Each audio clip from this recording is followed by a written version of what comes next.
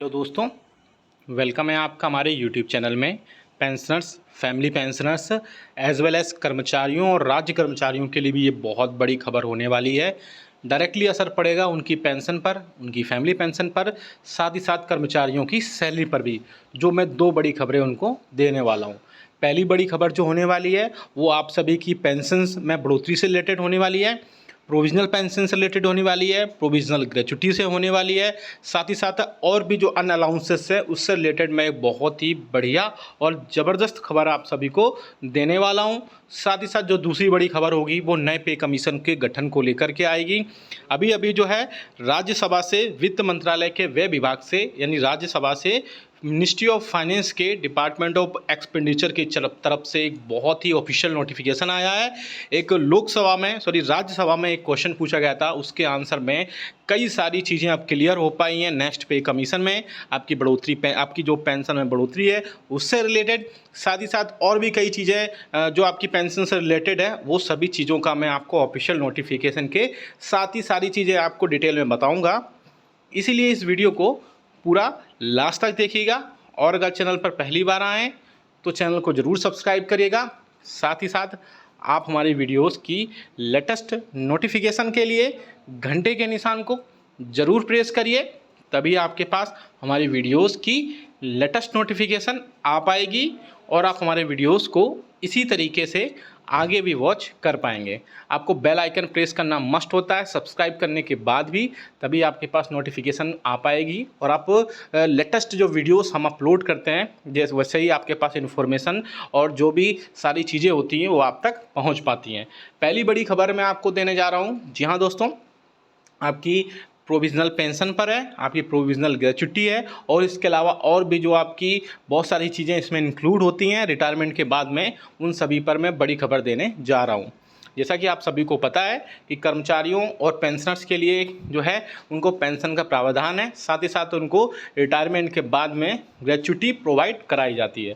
तो बहुत सारे जो पेंशनर्स रिटायरमेंट होते हैं तो उनकी जो है पेंशन टाइम पर नहीं आ पाती है। बहुत सारे अभी एम्प्लॉइज़, बहुत सारे सॉरी पेंशनर्स अभी मैसेज कर रहे थे कि उनकी इस मंथ की पेंशन अभी तक नहीं आई है, तो जिसके चलते वो परेशान रहते हैं। कभी वो बैंक के चक्कर काटते हैं, कभी वो अपने ऑफिसेस के चक्कर काटते हैं, लेकिन उनकी पेंशन आने में बहुत ज़्यादा डिले हो जाता है, जिसके चलते वो बहुत ज़्यादा परेशान होते हैं। तो उसी के बाद में गवर्नमेंट ने एक बहुत अच्छा इनिशिएटिव्स लिया है और सभी बैंक्स को, सीपीसीसीस को, साथ ही साथ आपके ऑफिसेस के जो सीपीए हैं उन सबको एक बहुत ही क्लियर इंस्ट्रक्शन दिए हैं कि जो भी पेंशनर्स हैं, और वैसे मैं आप सभी को बता दूं कि government time to time pensioners की पेंशन उनके खातों में पहुंचे उसके रिगार्डिंग बहुत इनिशिएटिव्स लेती भी रहती है, और सबका एक टाइम बाउंड फिक्स है कि इस चीज़ के लिए इतना ही टाइम लगेगा और इससे ज़्यादा टाइम नहीं लग सकता है। जैसे आप रिटायरमेंट होते हैं तो उसके बाद में आपको पीपीओ ऑर्डर जारी किए जाते हैं, उसके बाद में आपका फिजिकल वेरिफिकेशन होता है और आपकी पेंशन आपके स्टार्ट हो जाती है। लेकिन इस बीच में जो सपोज़ इस मंथ अगर कोई पेंशनर्स रिटायरमेंट हुआ तो ये सब प्रोसेस करते करते, फिजिकली वेरीफाई करते करते बहुत ज़्यादा समय लग जाता है, जिससे 3 से 4 मंथ, कभी कभी 5 मंथ तक का भी टाइम लग जाता है। तो इसी बीच गवर्नमेंट ने टाइमली बिल्कुल सारी चीज़ें क्लियर हों, टाइमली इसमें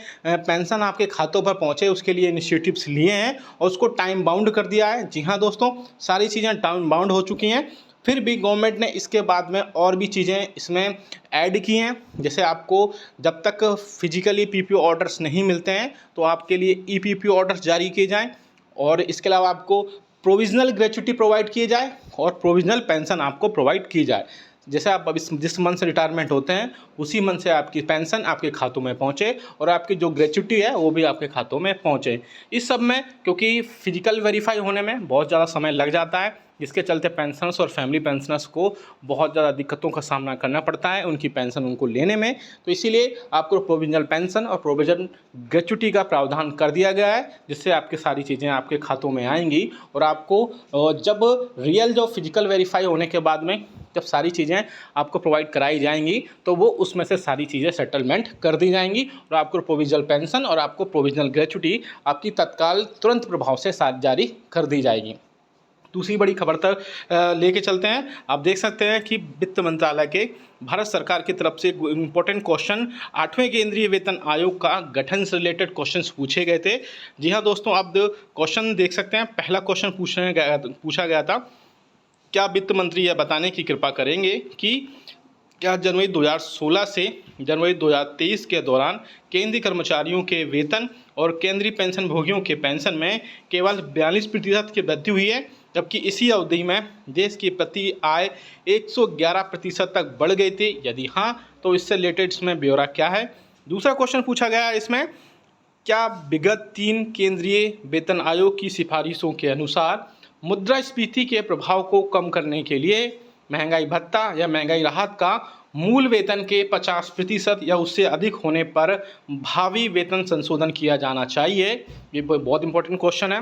और नेक्स्ट क्वेश्चन एक और पूछा गया है, चूँकि महंगाई भत्ता और महंगाई राहत की दर जनवरी 2024 से 50% या उससे अधिक होने का अनुमान है, तो क्या केंद्र सरकार का 8वें वेतन आयोग की स्थापना का विचार है? यदि हाँ, तो इससे संबंधित ब्यौरा क्या है?